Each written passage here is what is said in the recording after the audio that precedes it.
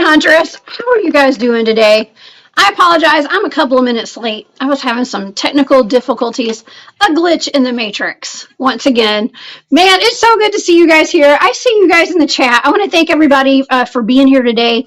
I want to thank all my moderators for already being here and kicking butt and taking names, quite literally.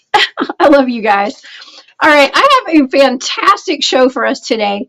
I do have my buddy, Barry Littleton, here in the studio today. We're going to be talking about something super interesting. We're talking about aquatic extraterrestrials, particularly some out of Lake Baikal. I'm not even sure how to pronounce it. Okay, out of Russia, and there's something called the Lake Baikal Swimmers. Holy cow, y'all. Talk about scary. I mean, I have a hard time jumping in the lake these days because of the kappas and the nomos that we went over a while back when I remote viewed those things. Now, today is not a remote viewing show, so I did not remote view these creatures. However, we're here to talk about it. We're going to be talking about a bunch of aquatic anomalies at that lake and a whole bunch of other aquatic extraterrestrials. Or ultra-terrestrials, okay? So this is going to be a super fun show today. If you guys would like to follow along with what I do and all of my shows, I have a website. That's the cryptidhuntress.com, where I would love for you guys to go check out all the events I'm going to be at, all the shows I'm doing, including Spaced Out Radio every weekend. I am a host there, and you can find me there Saturday night and Sunday night of this weekend coming up, okay? Let's see, also, if you'd like to support what I do, I have a Patreon. That is the Cryptid Huntress over on Patreon. And I want to thank all of my members over there at Patreon. And also, I have a shop that's called War Woman Goods over on Etsy. And you can also find some of my goods on my website in the shop link. Okay, so without further ado, let's get to our show today, y'all. Okay, it has been said that we know more about outer space than we do Earth's oceans, and perhaps even the largest freshwater lakes. For centuries, Russia has had reports of extraterrestrials, UFOs, and USOs, which are unidentified submerged objects, particularly in the region of Siberia. Siberia's Lake Baikal is Earth's deepest lake and is the 7th largest freshwater lake in the world. It's the largest lake in the world in volume, greater than all of America's Great Lakes combined. It's the world's oldest lake. They say it's about 25 to 30 million years old, and it's the clearest. It has the clearest water. Okay, so this is really interesting. I bet it's beautiful. It's also cold. Okay, super cold. Lake Baikal Swimmers. The Lake Baikal Swimmers are strange underwater humanoid creatures that Russian Navy divers encountered, allegedly, in the lake in 1982 during a regular military dive exercise and working at a depth of 164 feet. The divers noticed something strange in the water. They reported sighting a humanoid or humanoid-shaped figures that had bodies that stretched out to 9 feet in length. They were described as having silver silhouettes, and some had transparent spheres over their heads. These spheres have also been described as looking like an open umbrella being held over the creature's head. Now, we're going to be talking about these aquatic creatures and more today with my friend Barry Littleton. He is a fantastic, amazing researcher, particularly in the paranormal. Okay, and so y'all know Barry does a lot of shows with me, and without further ado, welcome Barry Littleton to the show today. Hey, Barry. Greetings. What's up, Jessica? Greetings to the audience Hey, too. And thank you for having me on for another interesting topic, definitely. So oh, of looking forward course. to it. I could not think of anyone better to bring on the show today to talk about these aquatic extraterrestrials, I guess you say. Now, I did mention at the very beginning that they say that we know more about outer space than we do our oceans here. What do you think about that? Yeah. I mean, in all honesty, we don't know much about anything, whether it be space, the oceans. And when looking at oceans, especially looking at the vent, the hot vents that come way deep, all right, and the things that they call extremophiles that live there, such as the Yeti crab and other that actually uses the hair on it to grab bacteria that's coming out of the vent to feed. Whole other thing going on, although it looks like a crab. But when you look at extremophiles like that and start thinking about things that are called what astrobiology, which are actually some of those in astro spelunking too, which is actually these people that are looking at in the caves, looking for information towards the caves on places like Europa and places like that for extremophiles that live there. If they can survive here on Earth in such a situation, they could definitely do that elsewhere. So I think it's the premises of contact, not just contact, but extraterrestrials itself, and taking it beyond just the purely physical, like us, humanoid, and going into the aquatic, into the amphibious. And we'll talk a little bit about some of these places that, I enjoy this because this is something that's popular in the Black community of contactees, talking about mer people. And it's a shame because I mentioned this, we did a video, we did a show over the NOMO and another one over the Kappa, and those go into this category also. And when talking about these swimmers, Lake Baikal swimmers, also let's factor something else in. Some of the things that come out of Japan, such as the Ninjan, and also the Kappa is from uh, Japan also.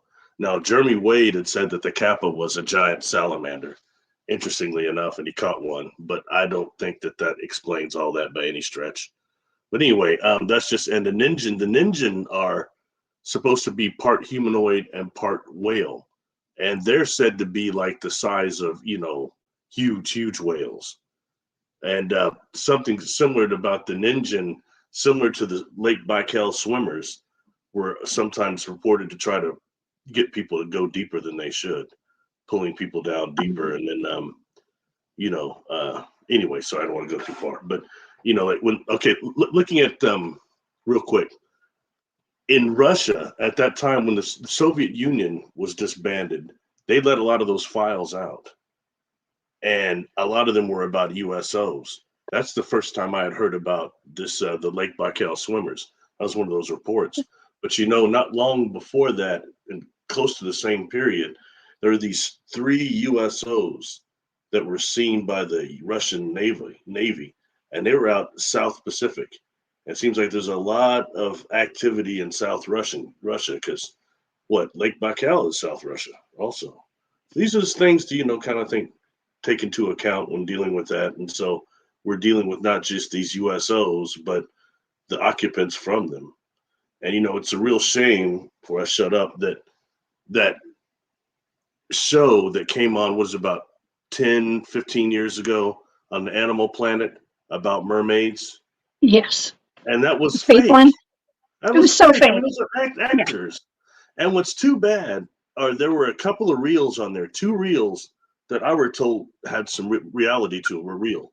And one of them is the net that looks like it's somewhere like the Baltic Sea or somewhere. They're pulling that net up and they're having a trouble with it, and the hand comes out and it drops back Yeah. into the sea, and it's very turbulent. And I had some people who looked at that and told me, said if that was just a stunt, it certainly was a dangerous one for even the stunt man. So these are things like this, but then that gets meshed in there with this fake stuff and these actors, and some of the things like the reports of like spears being in some of these nets and things, which ties into what we talked about before, the KMOS And a KMOS is not extraterrestrial oriented, but those are these giant eels that follow the salmon, and they bite into those in the Olympic Peninsula. They're known to eat up those nets, and they can't catch them because they've got such sharp teeth. But that's what we would call a sea serpent, correct? Right. That's right. Yeah. Well, there's always an explanation, for people, especially at Lake Baikal. Okay. Um, there's an explanation, and obviously there's other wildlife there. As a matter of fact, the lake ecosystem there is one of the richest in freshwater life. Okay, it went in a freshwater lake, and about 80% of its more than 3,700 species are not found anywhere else in the world. How odd is that? Mm-hmm. 3,700 species are not found anywhere else in the world. I mean, wow. And that's a huge lake. I mean, it's bigger than all of the Great Lakes combined here in the United States. Mm-hmm. And it's super deep. So, I mean, it's as deep as the ocean, right? For what it's worth, the target I gave you that caused you so much grief, organism 46B. Which one? Yeah. From being Lake Vostok, but that's also a Russian lake. And Lake Baikal also, I tagged you on a thing on Facebook today. They have those beautiful turquoise blocks that form in the winter. They're really gorgeous. A very interesting place, don't you think? It's beautiful, and I'm going to show the audience this picture. So this is actually the lake that we're discussing today. Okay, and look at those turquoise. It looks like a crystal. They look like crystalline. Okay, this is on the lake. I mean, and it just comes to show you how clear the water is there. I mean, here in Georgia, that'd be brown. Okay, it would be murky brown, and it would look like crap, literally. But there, I mean, that is so clean and just beautiful. And that's some sort of an effect that happens during the winter with the water and the temperature. It's really, really kind of cool. I don't think it happens all the time, but it's known to do that, along with those ice circles that are produced there too. And that's a natural phenomenon, but still interesting, Okay. Yeah. Barry, how does this even happen? I mean, these are perfect circles, and it's very like sacred geometry looking on top of the water there. I mean, this isn't the same lake.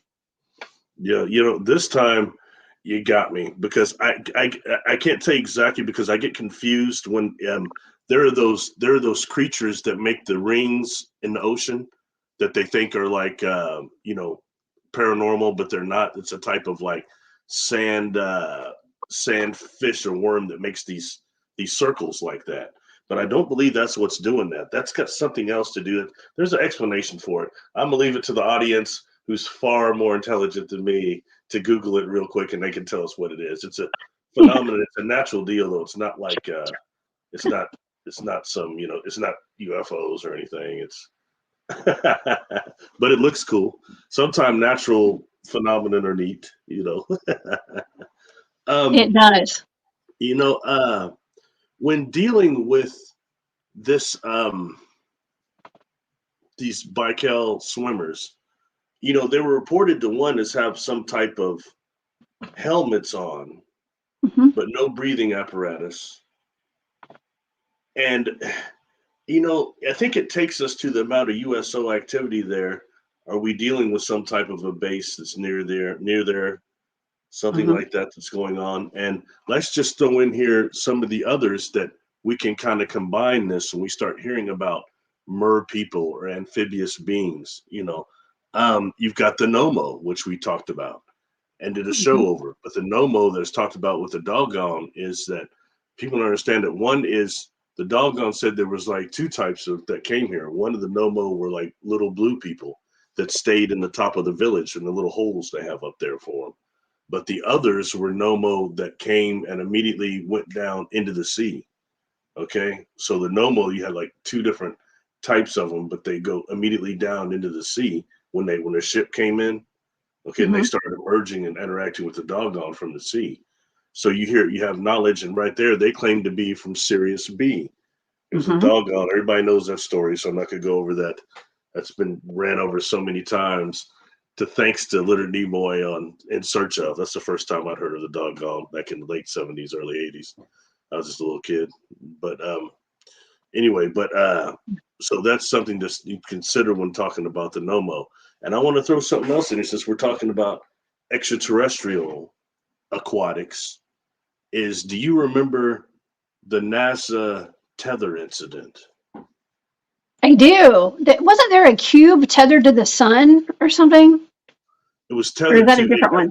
I think it broke loose, and it was a part of the space station there, the whatever it is. And then when you see it, they got all these circles. They're orb like moving around this thing. Okay, and if you look at that and taking into ships that would be biological ships, especially those that might be amphibious or aquatic, you could be dealing very much with ships there. And the Nomo said they would return. Told the doggone they would return. So when seeing something like that, is that what we're seeing? Is that Nomo or civilization? And it takes us also into the orgone and what they're called cosmic critters. And they appear to be the way they're going around that tether like that. I think they're collecting some type of energy around it. There's a reason they're swarming it like that. And it looks very much like amoebas or something you would see in pond water. Think about that, okay? So this is dealing with organic ships that we don't hear about. We're just tripped on the nut and bolts. We're not hearing about the organic craft that might come also from planetary spheres that are water, ocean spheres. Okay. I have Anyway, with that ball, there's something called the cosmic ball theory, which is where they say that these cosmic balls came down that had amino acids in it and other things that hit Earth, and that's really what started life here. Okay, and okay. when thinking about what we're seeing out there, the NASA tether and the aquatics, keep that in mind. But also when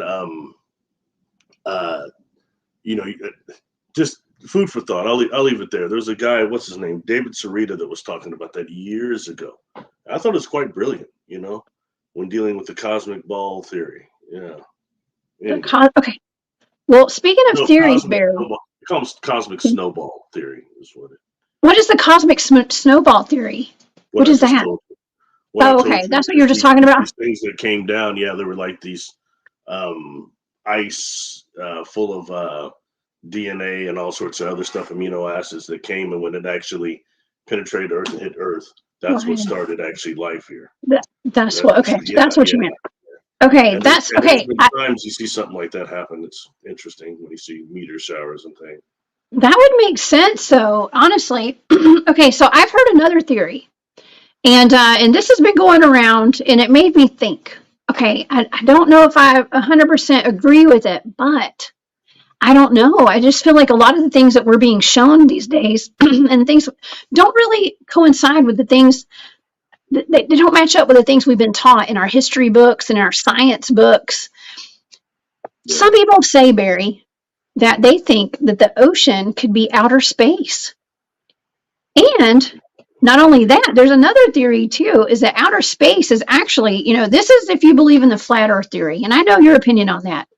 Okay. And I'm going to leave my opinion out of it because I'm very open. And this is just for discussion because I know, good Lord, y'all, people argue over this stuff so hard. It's actually kind of funny, but some people say that outer space is just beyond the ice wall. Okay, so outer space is not up there, but it's just out there. Okay, not up there, but out there, right beyond an ice wall, past Antarctica. Okay, and it is, it's put out on maps from the old world and things like that. So it just makes me think, and I think that's the true definition of food for thought, right there. What do you think? Well, I mean, if you don't like science, yeah, and if science has failed, yeah, right. Great. I will say this, throwing something in there, is that there's a thing that is like fluidic space, and that also comes probably not just a different universe, but also on the dimensional level as well. And when you practice something like the type of scrying that I tried when I was younger, it deals with dealing with what's called the levels of awareness that are fluidic, the fluidic levels of awareness. and it takes you construct a mirror, and you go to a natural stream, and you make a nice frame around it, put your energy into it. You put your energy into it, then you put the mirror down into the water and place it on the ground and into the dirt and start doing your gazing techniques through it. That is like a knock at the door for those beings that come from the levels of fluidic awareness, and they come to look. But you got to be careful, because they come through that mirror, they can't get back. That portal doesn't work like that, and they'll run around you most of your life and mess with you. So it's good to bless. If you're going to try the technique I just said, bless it before you do it. Big time. Protect yourself. When it happened to me, you know, I did that, but I had these what appeared to be light beings coming up. One of them was this pink plasma, moving plasma, and it came through that mirror. I got a jolt when it came through, but then I didn't see what, you know, where to go. You know what I mean? And then it's like you're kind of also in heightened awareness when you're doing these things. The gazing techniques do that. And then next thing I know, I look next to me, and on the branch right here next to me, I'm down, is this huge Atlas moth, the biggest Atlas moth I've ever seen. Oh. And you know, and I swear to you, it followed me to a degree. Like I'm opening up my garage, and all of a sudden there's this thing flying around. You see the dust coming off of it, miles and miles away. See what I mean? So that's just an example of inorganic beings that might come from these levels of fluidity. Wow. Yeah. Oh my God. There's just so much out there. There's truly so much out there that we just don't know what it is and where it's coming from. Speaking of which, let's kind of focus on these swimmers for a second, and I want to kind of go over with the audience today exactly what these men allegedly encountered in this lake. Okay, so I go swimming sometimes in the lakes. My sister has a place out in Alabama on a lake, and we go out there pretty often. And after we did that show on the Kappas and the Nomos, I went to the lake that next weekend, and I got to tell you, Barry, I was scared to get in the water. Okay, because you just think about something coming up and grabbing your feet and pulling you under. And honestly, we do have a lake here in Georgia, which some people say is cursed. It's called Lake Lanier, and I was actually considering doing a show on Lake Lanier today, and I changed my mind. I decided to do it on these swimmers today, and I do want to do a show on Lake Lanier one day and cursed lakes. I think it's important because so many people drown. Okay, and there's a lot of tragedies on these lakes, but they're 100% cursed. And people, they dive in the water, and you know these gigantic lakes all over the place. Oh, and I have another lake too. I have a theory. My friend Bryce and I were talking about this one day. We think that a lot of these gigantic lakes, especially in the South, they drowned out a bunch of towns and stuff to cover up some of our history, to cover up some of the ancient history of this land. And I'm talking about ancient Egyptian settlements here in the United States. And we have some proof of that. And I'll probably bring Bryce on one day. We'll probably talk about that here at the Cryptid Hunters channel, because I think that's very important that we get behind, like, why are these lakes allegedly cursed, and what are they hiding? What were they covering up? Okay, including Lake Lanier, but in particular lakes up in Tennessee and all down the Appalachian Mountains. Okay, so that's for another day, y'all. But just know it's coming. Okay, know it's coming. But okay, so back to these swimmers. Okay, so the Navy divers, the Russian Navy, it was the Soviet Union back then, I do believe. Was that the Soviet Union still in 1982, Barry? Yeah. Okay, so 1982, during a regular military exercise, these Navy divers reported seeing 9-foot-long humanoids. Okay, they were described as having silver silhouettes. Some had transparent spheres on their heads, and I did show a picture of this a while ago. They look like jellyfish, kind of. Okay, they kind of look like they could be jellyfish looking, but they described as looking like they have an open umbrella held over their head. And as the divers went back up, they told their commander, who ordered the men back down into the freezing cold lake and told them to catch one of those beings. They wanted to catch one. So they went back down into the water, and it was probably the worst thing they could have done, because they tried to capture one of them as the divers tried to cast a net on one of the beings, when suddenly all of the divers were propelled to the water surface by a powerful unknown source. There was not enough decompression chambers on the shore for all 7 of the divers, and 3 of them died from, I think it's called Caisson disease, the decompression sickness, or the bends is what they call it, in attempt to contact, the attempt to contact, or actually to capture these things, turned deadly. Okay, so so they had some sort of supernatural strength, okay, some kind of force. I don't even think that they were able to even touch when they attempted to put a net on it, and they were all shot to the surface of the lake a little too fast. So that sounds a lot like that one target you gave me a while back in another Russian body of water called Organism 46b. Uh-oh. And Uh-oh. right, I know, it's, listen, it wasn't touchy until I had somebody try to attack me over that. Okay. And totally lied too, and said that they had given me that target and stuff. So it was a total farce, and totally discredited the whole thing. Thank you for doing that, whoever you are. I'm not going to mention that name. That just comes with the territory. That last one that we did over the potential skinwalker creature on that picture, I posted that on Facebook, and my God, I get attacked for that. And simply for one reason, because people say, "Oh, it's CGI." And how do you know? Prove it. One person says, "Oh, I know it. Oh, poor Barry. That's CGI for sure. I know because I've looked into that and researched it." So I asked, "Well, hey, what's the proof then? Don't just say that in a comment. Give me a link or something that shows, because I'm not a CGI expert, that exactly how you know this is CGI and AI, whatever." Right. And I asked for that proof, and I got insulted. My character got insulted in about every way, and blocked. I got blocked, and all that without a zero. What they told me: Google CGI. That's your response? That sucks. Yeah. Anyway, well, not everybody has the time to research. We just keep going forward. It's all right, Yeah. I got to take some arrows. It's all right. But there was actually a video that featured Richard Dolan, who I just had a really great interaction with in Las Vegas on and after that panel we served on, and then also somebody I consider a friend now, Erica Lukes.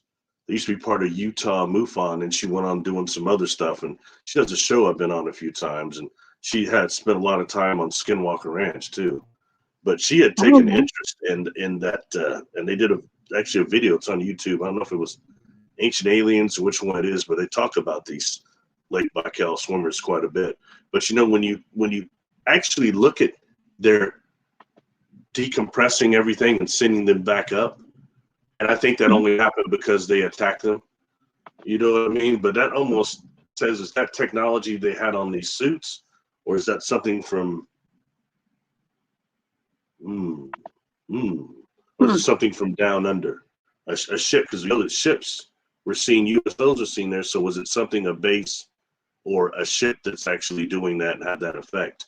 And I'll just throw something in for fun. All right, well, it's not really was Okay. fun. One of my experiences, specifically the first one that I call adult onset experiences, just before that experience was over, I was getting so sick on that craft, all right, that the last room they put me in was a smaller room, seemed like an organic room that had some type of a tube on the back of it. It's like I was had on a backpack. And I kept saying, I'm too small to be in here. And it's like this thing is pumping something into me, but it doesn't hurt, whatever it is. And then I get descended back to my car. And when I say that, it's like these little balls that are popping up everywhere. I've heard some contactees describe them as being silver, like a piece of silver, or I'm sorry, metal shavings or lead almost spinning around. Mine wasn't like that. It was like these little balls. They looked like almost bouncy balls. And one of them finally just started having me descend. But I figured out later that what this was something similar to a hyperbaric chamber. and that Oh, they were making sure before they sent me back here. So that has something else to do with this temporal aphasia. You know, I realized that one of my best friends is a diver. Um, he lives in states away now, but he's talking about his friend that he can't swim very much because he has to get into the hyperbaric chamber frequently because he had bad bends from one of his dives. You know, that's what I oh, realized. I was like, wow, that's similar to what I went through. Just food for thought. That's not talking about the swimmers. Let's go back to the yeah. others. No, Just that's food for that's thought, you that's wild. That's really wild. I didn't even realize. I mean, I'd heard about the bins before, but I don't go scuba diving. Uh, honestly, I know this sounds wild, but I'm a lot claustrophobic. I don't like being in spaces that are too tight or too vast. Okay, and I don't think that's called. I don't know if that's called claustrophobia, but I feel claustrophobic when I'm in something like the ocean like that. Yeah, because you just don't know what's going to get you. I don't mind being out in the woods in the It middle of might be nowhere, related to a but not the past life water. and the way you died in a past life. I find that a lot, Oh, especially I people that totally have call drowned. I themselves probably died water. every way. Yeah. Hmm. A lot of people right now at this time that have incarnated have this problem with water or the fear of drowning. Let's say that, and a lot of them tend to go back to Lemuria, Atlantis, or even further back to Mu, like me. So I mean, that's things that just come up. It's very interesting how this, even though it's on the soul level and spirit level, our bodies when we incarnate still hold in certain organs the trauma from a whole different life. Yeah, that's Isn't that a right. trip? Yeah. That's right. We do. Deal with Oh my that on top gosh. of what your ancestors send to you also. Hey, it's great to be here. Layers and layers of trauma for everybody, yo. I know. Oh my gosh. Amy just said that she must have been killed by spiders in a past life. She hates spiders. What's up, Amy? That's What's popping too, serious.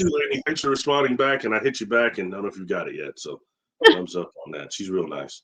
Okay, That's a I want to nice. thank. That's a nice sticker there. Wow, Yeah, $20. thank you, Brian. This is Brian. Thank you so much for that super sticker, Brian. He says there's Pyramid Lake in northern Nevada where you have the water babies. Now I've heard of those before too, and those are in a lake, which tend to be more on the supernatural side. But yeah, that's another one that we could totally look into. Um, could be extraterrestrial, right? Barry, are you familiar with the water babies? Only a little, because I've heard them compared to the babies that people just throw into water and they swim. Throwing the baby out with the Always look bathwater. like abuse to me, but whatever. But yeah, only a little. I'm not super familiar with them, but I've heard of them a little bit. Yeah, and I think when dealing with these aquatics, isn't so much is unknown about the water in the ocean. Not just that we deal with the extraterrestrial factor, but also just natural Earth species that we don't know anything about, like the K moss. That's the one that goes in there. I mean, it's very, very interesting. And then what kind of possible hybrids you could have released in there? I mean, we know that's going on this planet already and has been for what, about 1 million years, different hybrids. What a great place to release a lot of them in the ocean. And the Oh ocean is my also gosh. the best place on this planet to remain concealed, especially if you live here and are based on here. Just like humanity, you could live here completely in the oceans and inner Earth, and we know very little, and keep up doing the thing that, hey, everything's extraterrestrials, everything interdimensional, opposed to being right here in the dimension with us. Oh my That's gosh. Good that's point. the crypto-terrestrial thing. That's a good point. Okay, so Hypothesis. Maureen, thank you so much. The girl in her gong, thank you for that super sticker. We love you very much. Thank you for doing that. And awesome show. Thank you. Okay, so I have heard reports of underground UFO bases. Okay, I actually have a friend who is in the Navy, and he reported he hit me up. Is somebody from my childhood, and he hit me up. He thought it was really cool that I was talking about Bigfoot online and stuff. And he was like, "Well, look, I spent my entire career in the Navy." And he said there were times he's like, I'm not so sure about the Bigfoots, but I can say for a fact he said he had watched UFOs crash into the ocean and then come back out of the ocean before while he was on his naval ship. Okay, he didn't say exactly where. I didn't ask him. I can ask him. I can hit him up. We're Facebook friends. Uh, There's some YouTube videos of that are questionably real. USOs going in the water, especially the ones that seem to just go into it without creating a splash. That okay, shows gravity modification technology, period. I don't want to say anti-gravity opposed to gravity modification. That's Whoa. Okay. That's very interesting. Very interesting. Okay, um, so go ahead. well, go ahead. Okay, so the basic. Okay, so also when it comes to extraterrestrials, and a lot of this remote viewing data, and like I said, today's not a remote viewing show, okay, but a lot of these targets that I've done, the ETs seem to be actually based here on Earth, inside Earth, hollow Earth, inner Earth. Okay, they're not actually coming, a lot of them that I've looked at are not coming from outer space, Barry. They're coming from inside the Earth. So, crypto-terrestrials, right?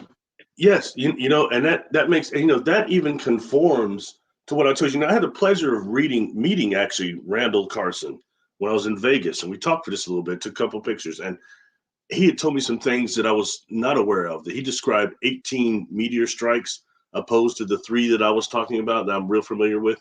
And these 3 was actually, I won't talk about it again as I have before, but it's the end of the ice age. And anything when we got pummeled by those 3 meteors from the torrid meteor shower, we got hit by that, and then the ice came up and hit down. You had these mud floods and all sorts of stuff that happened. But anything that wasn't able to go underground was absolutely pummeled. And that's when that takes us into these things that the Hopi talks about, you know, such as the bee people, or even what they say J-Rod said. I questioned that account a little bit, if J-Rod was real. Sorry, just my personal deal. But I think it represents something real in that you have, you know, in the future and in the past, you know, that there's this cataclysms that had people go underground. And then after generations underground, they started developing insectoid type features. And that's what the bee people were that came up and helped the Hopi. So if everything's a cycle, and so when you deal with J-Rod, if that was real, he said he was from the future, but was he really from the past? It's hard to tell, isn't it? Doesn't matter. Time is an illusion. It's so weird. Even in my own life, it's like, okay, what the past is the future is the past. It's all happening all together. It's so freaking confusing, especially being a remote viewer too. It gets all the lines are so blurred, especially right now. I don't know what's going on in my reality, but yeah. Hey, Javier, man, we had a great chat today, y'all. Thank y'all for being here, everybody. I apologize. I've been so talking. I'm not even looked over here. We have a fantastic chat today.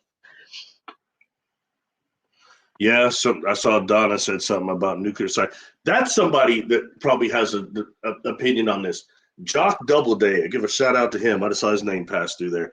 Cool dude. Real cool Jock's name. in here. That's right. Yeah, and you know, and what he says about the terraforming of Earth, I think is very, very legit. Especially certain things about it, the things that we're just not taught. A different way of looking at the science. It's very interesting. And when dealing some of the, you know, like some of the things that happen that are natural cataclysms, like I kind of tend to think that the cataclysm, the end of the ice age, was natural. But if you look at what Randall Carson says, and he talks about these objects came from the torrid meteor shower. Do you know where the torrid meteor shower has its origin? Where these comets or whatever broke up that created it? No. The Pleiades. Oh, interesting. Yeah. Okay. Randall Carson has that completely mapped out and stuff. Very interesting, you know. Wow. Anyway, sorry. But I think all these things are really valid, you know. It is. And I'm sorry, go ahead. Yeah, no. I mean, I was going to go back a little bit to some more of the interesting anomalies of this lake and some of the things that locals there have spotted in this lake out in Russia. Okay, because there's something called the pharaohs. Now, are you familiar with this? I don't know. I'm sure you did your research on this, Barry, but there's something that people were talking about the pharaohs in this lake. And according to what I read, the lake pharaohs sank a ship, and in response, the villagers threw nets into the lake and pulled 50 of these pharaohs out to shore. Okay, now I believe that the pharaohs were what they're considering these Baikal swimmers to be, I think. But the pharaohs were said to look like people, with head, arms. They had a head, arms, hands, and legs, but had paws. They had paws instead of hands, and a fish tail, so like a mermaid. Okay, they were said the villagers whipped them. Okay, they whipped them with birch rods. They were like, "Go get a switch." Okay, somebody go get me a switch. These pharaohs are acting up again. Okay, but they whipped them with birch rods, and then they threw them back into the lake. The beating sent a strong message, and the pharaohs have never returned, according to what I read. Okay, now could this be just like a old wives' tale, or like some kind of, I mean, it sounds like a local legend and lore, but I mean, these stories are traditionally passed down, and they're told as being true to the locals there. Interesting stuff, right? Question. With the technology you saw used against these divers, Mm-hmm. primitive man, what are they? I'm just saying. I'm just being objective. It doesn't. I don't. Yeah. I don't feel that story really. It sounds like The pharaohs, where they whipped them with birch rods. Yeah, it sounds. Yeah. What'd you say? What? Birch rods. I guess it's like a stick off a birch tree. Maybe it hurts a little worse than an oak. I don't know. Put it to you like this: I'm more led to believe that the Pyru destroyed those redhead giants in that lake bed when they came out of the cave and they trapped them in there. I'm more leaning to thinking that's real opposed to this thing I just heard. It could be. I can't disqualify anything, but it just seems a little far-fetched there. But yeah, it does. Yeah, it does. I admit it. I mean, now if they're beating these things with birch rods, yet in 1982, a bunch of Navy divers threw just didn't even try to give it a switching. Okay, that's what we call it down here in the South. Hey, I remember my nanny. Okay, my grandmother on my dad's side, she used to be like, all right, I never got in trouble with her because she'd switch it. Okay, she'd be like, all right, y'all go pick a switch, and it was always with my cousins. He was always getting in trouble. She'd be like, y'all go pick a switch, and I'd be like, oh no, switching is that a southern term? Is that a southern term? I guess. We call them whoopings here. We call whooping. Whooping. That's cool. Okay, it didn't happen often, but when it happened, boy, you better run. Okay. But I think that's kind of like if they are claiming to be hitting these things with switches or whatever, birch logs or branches, but yet these divers, only, it couldn't have been more than a century or, 50 years or less. I don't even know, from the time that these things were being switched and hit to when these guys just tried to throw a net on it and they were all catapulted out of the water. That doesn't make sense. One of the stories didn't add up, or both. I don't know, or both. So, I don't know. Okay, so there's also the other side of all this where people are explaining away what these things are. They're not actually extraterrestrials. They're seals. Okay, now how often? Yeah, and manatees. Okay, how often have we heard that beluga whales are actually what people think mermaids are? Okay. Start remote view.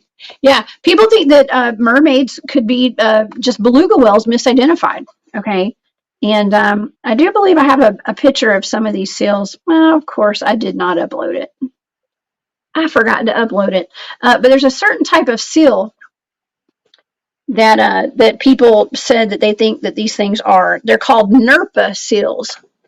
Nerpa seals. They have a massive population of Baikal seals, or Nerpa seals, only found in Lake Baikal. They are the smallest size seals and the only species of seals that live exclusively in fresh water. Because of the depths, varying temperature, and natural aquatic flora, there are tons of weird-looking fish, and it has massive oxygen levels. So everything grows super big. Everything's bigger there. Is that why everything in Texas is bigger? They just got more oxygen, or what? Just asking. Okay. But yeah, so everything grows bigger. I mean, it's a bigger area for a fish to grow. It's just like the ocean, basically. It's like the ocean out there. It's also one of the clearest lakes in the world, but it grows dark the further down you swim. Divers have been spooked by strange fish. And of course, people think that maybe they got spooked by those divers that claim to have encountered these extraterrestrials down there. They could have been spooked by some kind of weird fish, is what they were saying, that nobody had ever heard of. Because there's, like I said in the beginning of the show today, there's 3,700 species of animals, basically fish, animals, whatever, that is not found anywhere else in the world in that one lake. Okay. So there's no telling what's down there. I mean, what about something like the Loch Ness Monster? You know, I mean, that's a pretty big lake too. It's not as big as this one, but could there be? There could absolutely. I'm not asking. I'm saying there could be unidentified cryptids and stuff in there. I mean, well, there again, I'm convinced that the Loch Ness Monster is no plesiosaur. It's one of these caimos. It's a large eel. And it's one that's able to go through those channels there. Because what is it? Loch Ness is connected to something else. May not be open sea, but I think you could be dealing with those caimos in there or something similar to that. Or there again, if you look at Jeremy Wade, he swears it's a was it New Zealand shark? New Zealand green shark or something like that. He did a show on it and he caught one in there. So okay. Again, you know. But as far as the Lake Baikal, yeah, I mean, it's and just when we deal with what's actually under there and could be sitting there as far as base and what these USOs are going to and coming out of, that's really what I think you're dealing with there. You know, people are trying to explain that. I've heard that explained as like mermaids are often explained as manatee. Or what's that? Dungees, the other that looks similar to manatees. Dungie, Dungees, I think. Yeah, I don't know. They look similar to manatees. They're endangered. But, you know, it's things, Dungie maybe. Anyway, just, you know, food for thought. But, you know, I think when dealing with the possibility, too, of water portals, these portals don't just happen outside of water. And what portals might be happening down there, the deeper you go and start getting those pressures and those different, who knows, you know, it's really gets pretty nebulous, you know? Yeah, it does. Okay, wow. So of course we got to bring up portals, y'all. Okay, so I used to always think, and I still think it's a possibility that there's a portal under Loch Ness. Okay, and maybe that's where the Loch Ness Monster is coming from. Now, can I prove that? I don't know. I haven't remote viewed that yet. Not that I can remember. I'd remember that one. That would be a great remote viewing target, though. You know, just to find out, like, what is it? Where's it coming from? Where'd it go? I've heard things like that. There's that castle there on the loch. Mm-hmm. That there used to be extreme type of almost satanic activity going there, and one of the things they were doing was trying to open portals in that loch.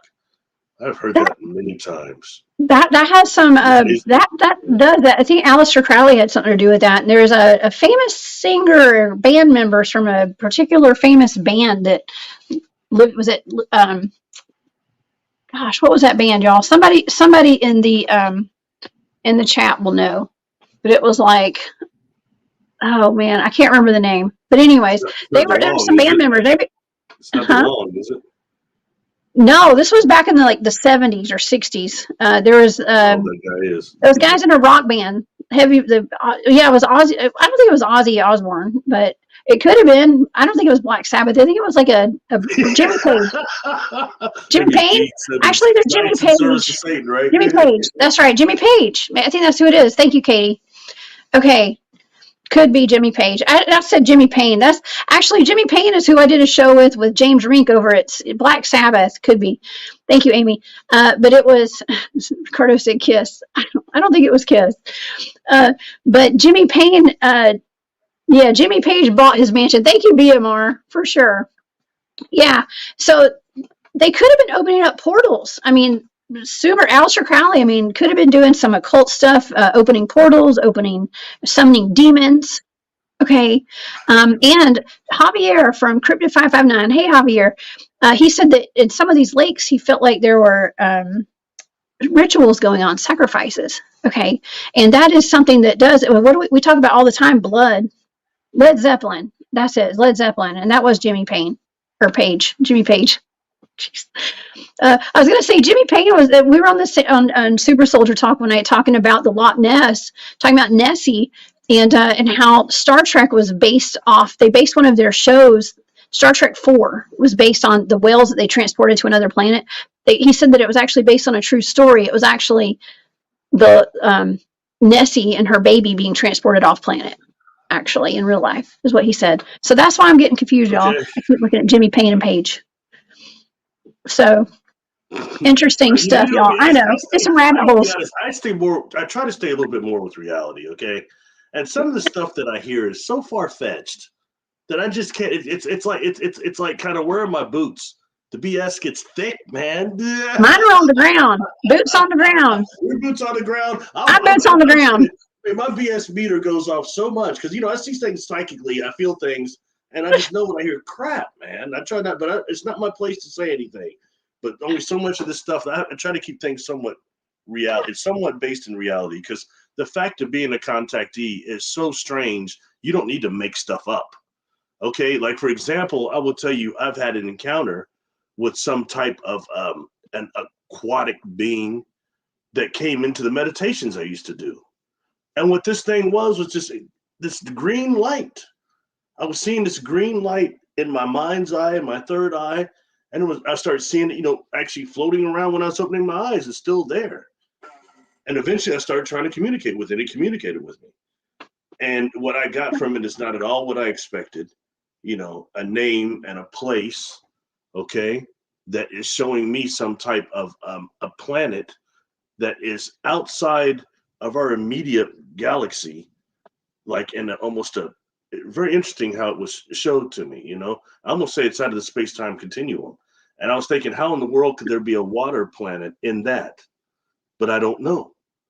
But then telling me it came here to help with transonial enlightenment is dying in the human race and on Earth. And it's showing me this huge crystal, like a quasi-crystal, being constructed in one of our oceans or something. And then I'm getting that there are governments that are trying to interfere with it. They know about it. They're using different frequencies that are used to call these beings. And then they're trying to disrupt the crystal matrix of these things, of this thing. I mean, this came through very clear to me. And, so these things that, I don't know, but that's what these beings have to do with Earth. That's something else. Another type of aquatic that is not even physical. It's there's some type of light. I'm seeing some type of cities that are similar to the crystals that they claim to be building in one of the oceans here. And I get the impression it's phased out. So it's not totally third dimensional. But the cities I was seeing look similar on this planet. But that's not even the way we would know cities. And I'm being told that it's really to house consciousness, structures to house consciousness and awareness. See, these are beings that have gone really beyond where we're at now. Beyond where when we are no more Homo sapien sapien and go to the next evolution, which I believe is high energy plasma. Okay. And then so when you go forward, and then what comes after that? What is the next evolution? These are very worthy of worthy thoughts. Yeah. Talking about Star Treks, you have several Star Treks. They come up against entities that was nothing more but they're like the prime controllers. Where they had Kirk all chained up, and he's the lady with the green hair is his thrall, and it's somewhat perverse. But nonetheless, when they come up, who's doing all this training and everything? It's these little cats and these little brains in a case. Little brains in a case. We evolved beyond physical bodies a long time ago. So the only joy we have is basically having y'all fight each other as slaves. Oh my gosh. Well, I'm not buying into the fighting everybody. I'm over here having a good time. And yes, Andrew Gnomes and Trucking Express. Thank you for that super sticker. Bigfoot can swim. What do you think about that, Barry? Bigfoot can swim, right? I did a video over that, and You I got did. a life threat. I got a life threat. Somebody sent me an email Oh, from a fake account and said I was going to over be there. murdered. Yeah, because that was not my idea, and I shouldn't be talking about that. Yeah, talking about Bigfoot swimming. Part of that, I think our friend Rob is in there. He's another example of that, thinking that thing might have been swimming on him. And the amount of times I've heard about Sasquatch swimming is unreal. And the things that they seem to do something similar to, not the butterfly, but they never seen really using their hands. And also the amount of Because they time got them feet. holding They their got big breath, feet. holding their breath though, and the amount of time they can stay underwater. And that makes sense. If you can holler between mountain ranges, how long can you hold your breath? Well, and if you look at professional swimmers, like what is that guy's name? I forgot his name. Anyways, that won all the gold medals. Michael Phelps. He's got huge, big feet. Weed smoker. Yeah, he's a smoker. He's got big, gigantic feet, and that swimmers use that to their advantage, right? So Bigfoots have big feet, right? No matter how stocky and big they are, they got big feet. They got some paddles back there. Okay, it's like a little motor. I'm sure somebody can tell. It's not Alaska, but where is it? It might be. There's like these islands that they've been seen swimming to and from. And, I take real interest in that because the bottom line is gorillas don't swim. They wade in mild water at most. In fact, no apes except for what is it? The chimpanzee and not the chimp. It's what's the name of that ape? It swims though. At least it dives down for fish. But most apes don't swim. Gorillas certainly don't. And last time I mentioned that, somebody tried to attack me over that. Read it, look it up. They don't swim. It's because of their atomical structure. But we know that doesn't go with Sasquatch. They are very much. In fact, the way I hear about them swimming, it's like they was the Gill Man, another something from entertainment. You remember the Gill Man, the creature from the Black Lagoon? Yes, they actually filmed that. Several movies that one was in. He's even on the Munsters. Uncle Fester? No. The Gill Man was on the Munsters. He showed up and he had a tuxedo. He was Uncle somebody, and the Gill Man be sitting in there hanging out with the Munsters, the originals. I swear. Oh my gosh! Oops.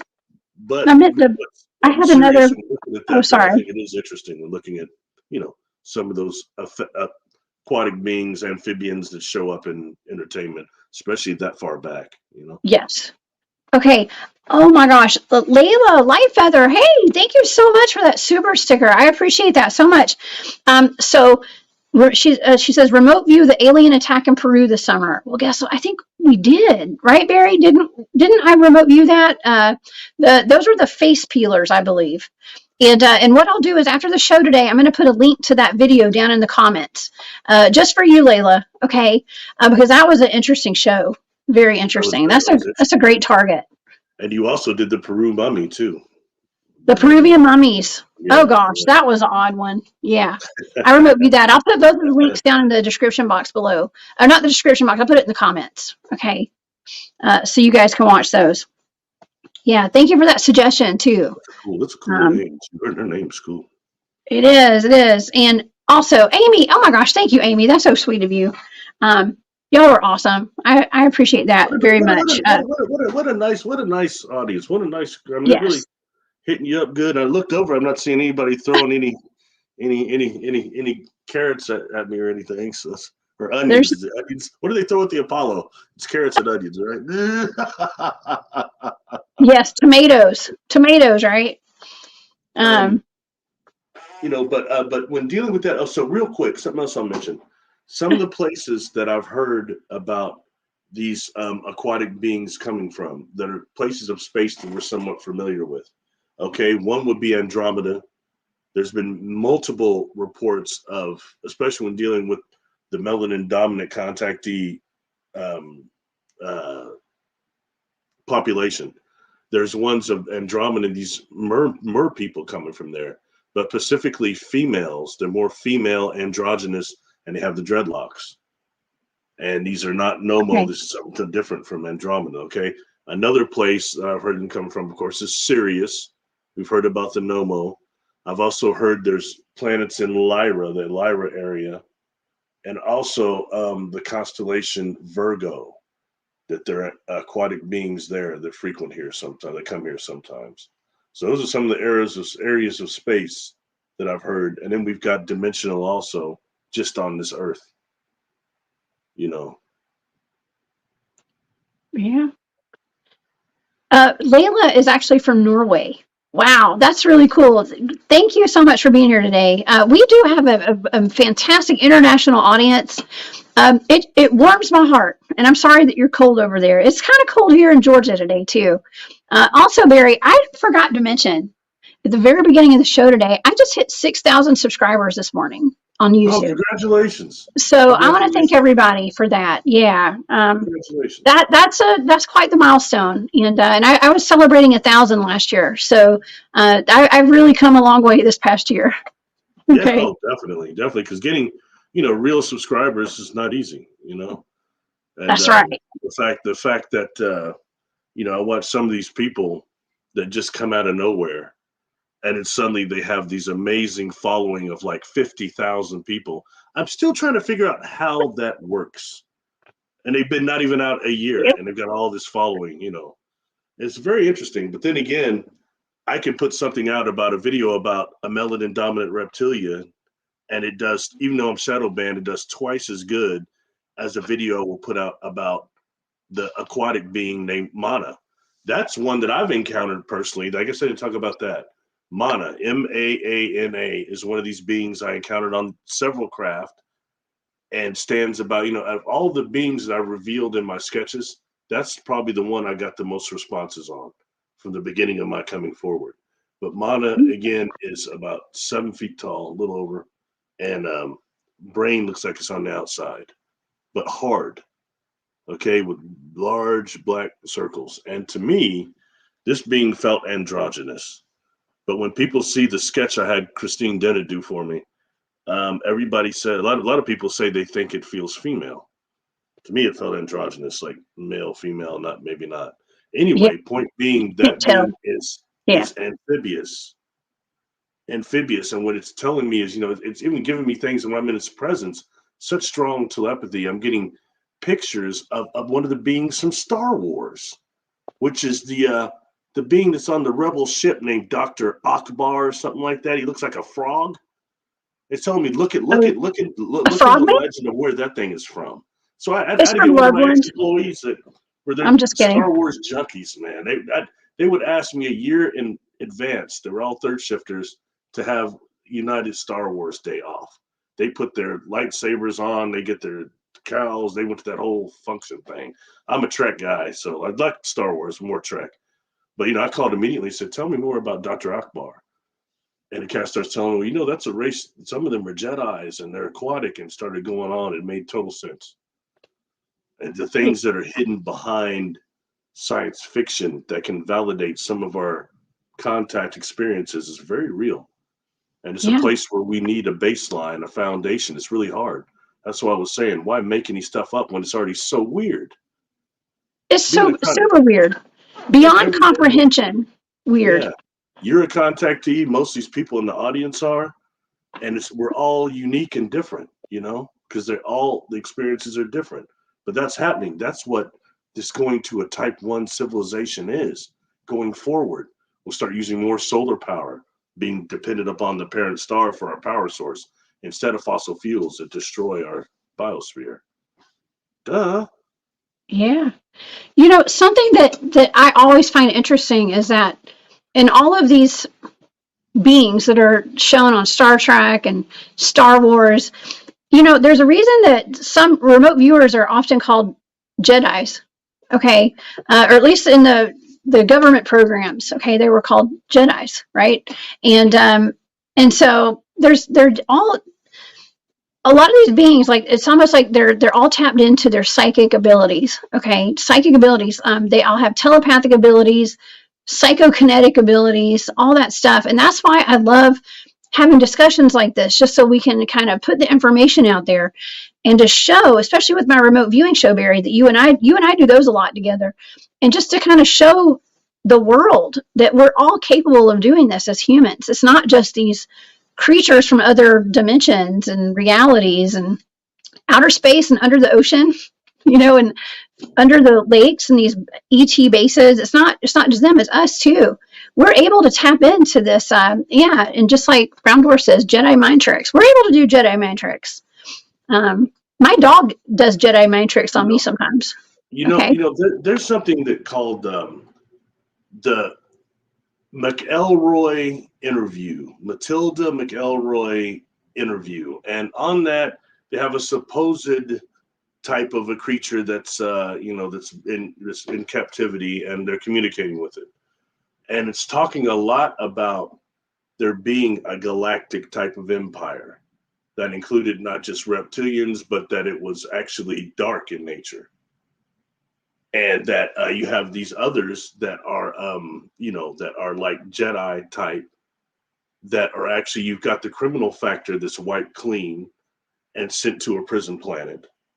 And then you have these angelic type that aren't in coordination with the galactic empire, like the Jedis.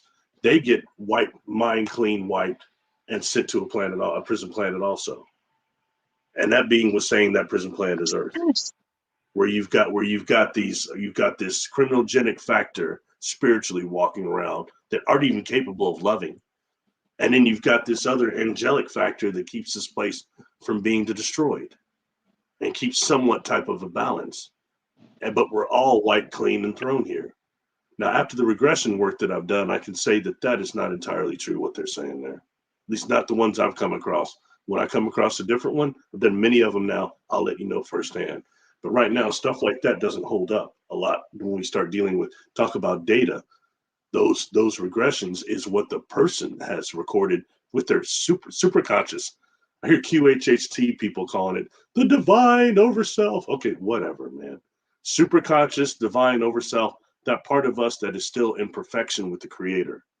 That's what judges us when we die. We go through that panoramic life review, and that's part of us in perfection is what judges us.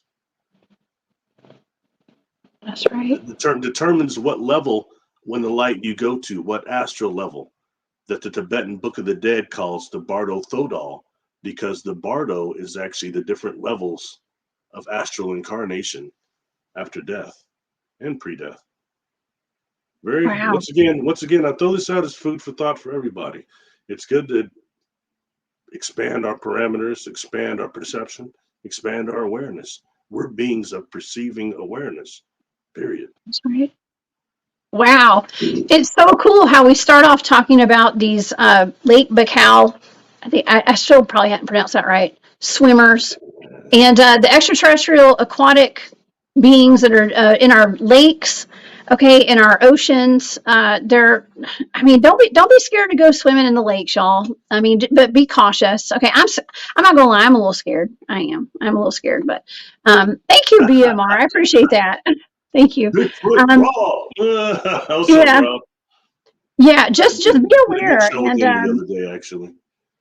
Oh yeah, you had a great show together for sure. Sometimes I tend to go all over the place, but you got a really cool audience that tolerates it and doesn't throw sticks or stones or onions, carrots, whatever it is. Well, you know what? But these topics are meant to like go off in detours, okay? Because it's not just one thing. We just put the information out there, and then we think about it, we talk about it, we make connections and stuff, and that's important. We should always do that. Everybody should be doing that, and not And if we don't just stick to the topic, it's okay. It's okay because it's all connected, and there's going to be something that. Thank you, Jane. Oh my gosh, thank you. Chiro Sounds. I'm gonna throw a couple of shout outs. I'm looking over. I saw some names. One of them is Brown Dwarf. Always down with some Brown Dwarf. Another one, Joby Cummings. Now, he was at the conference. Now, question: yes. Was that the Caucasian guy with the goatee, or was that the tall brother that boxed? Yes. Not the from box. England. Okay, that's Joe Joyce. That's the boxer. Okay, the heavyweight champ. That's Joby What was his name? Joyce. What was This his is name? Joby Cummings. Yeah, he's a tattoo artist. Hey, Joby, thanks for being here. Very Yeah, cool. Yeah, he was cool too. I talked to him the quite a bit, artist. especially Yeah, in the conference room after everybody's done speaking. Nice cat. He's really into. I think it's maybe. I think he's really well versed on the Uranta. We talked about the Uranta yes. for a while. Yeah, And yeah. he's made some oracle cards and stuff too with sacred geometry and a lot of art. Super amazing. Listen, we've met some of the most amazing people on this journey, and there's more to meet and hang out. So it's like our tribe, our vibe has attracted the tribe. And it's the same with all you guys. Everybody that's watching today, man, I want to thank everybody so much for being here and for being a part of my tribe, including you, Barry. Okay, you're big time. You're right here with me Well, on this it's journey. been a pleasure. It's been a pleasure. You know, like I've said it before. You know, I was at a point of this journey, social media wise, and with some of these personalities I've interacted with that I will not work with anymore. They're so Right. negative and faking that light stuff. They're not anything they claim. That I got discouraged. I was like, you know, I'll just go one on. I'll just be one. I will not work with anybody anymore.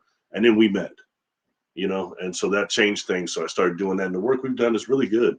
You know, it tripped me out. I was looking through some of the stuff. I'm gonna start trying to put it on my channel too, and we've done a Yeah. lot of targets and stuff.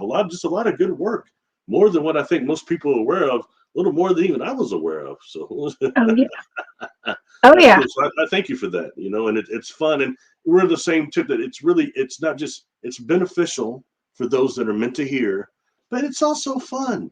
It's just fun. You know what It I mean? is. Stuff that you're into. It's not enough you have all these weird stuff happen to you. You're all turned on psychically, mediumship wise, having contact. It's fun to just get around like-minded people. That's why those conferences are cool. And I wish they were just more affordable so more of normal people could just go there.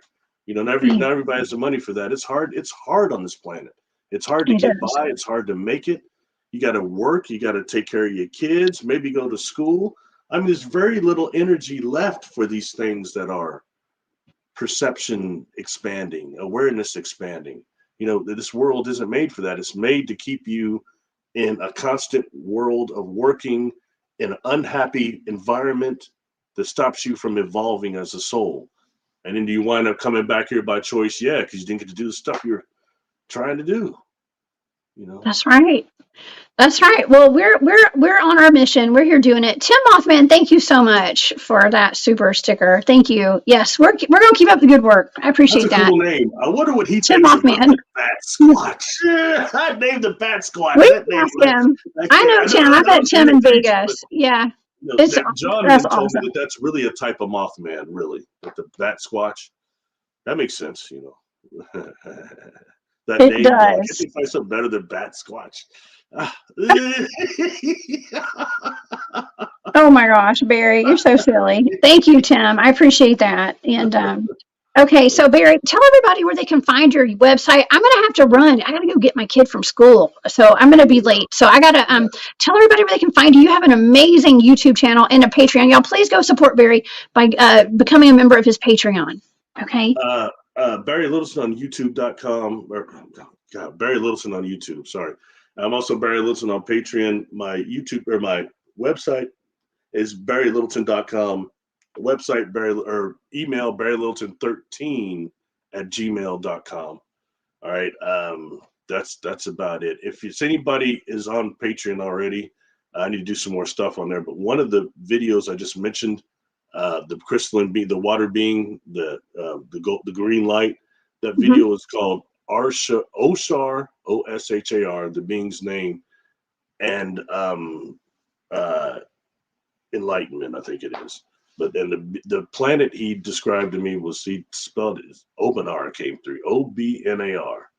So that's actually one of those few beings that gives you names. They don't all do that. I don't think they have them. Anyway, enough.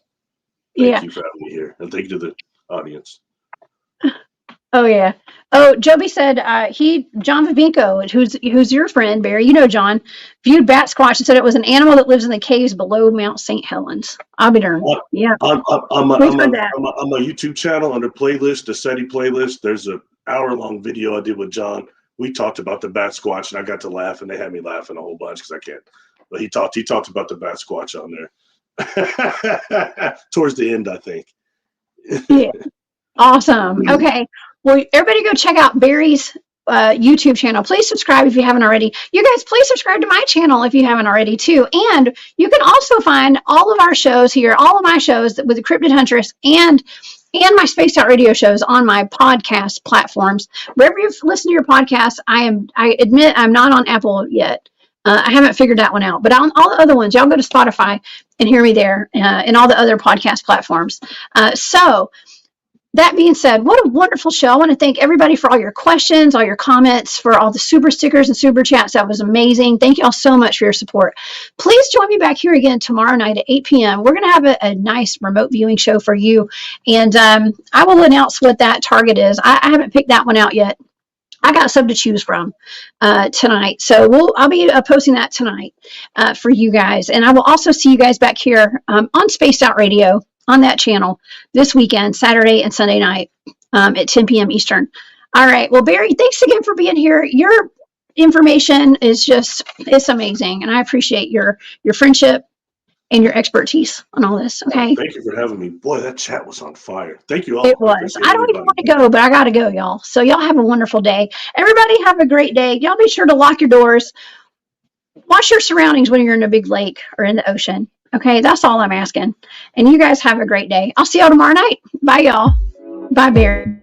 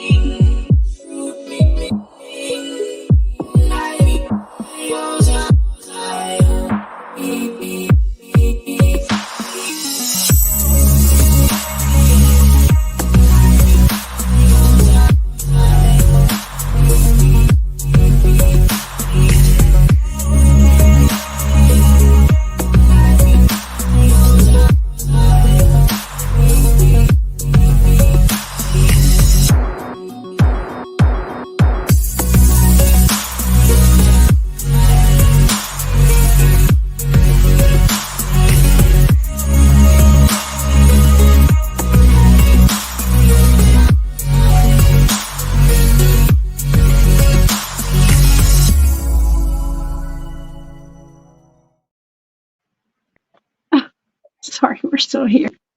Bye, y'all.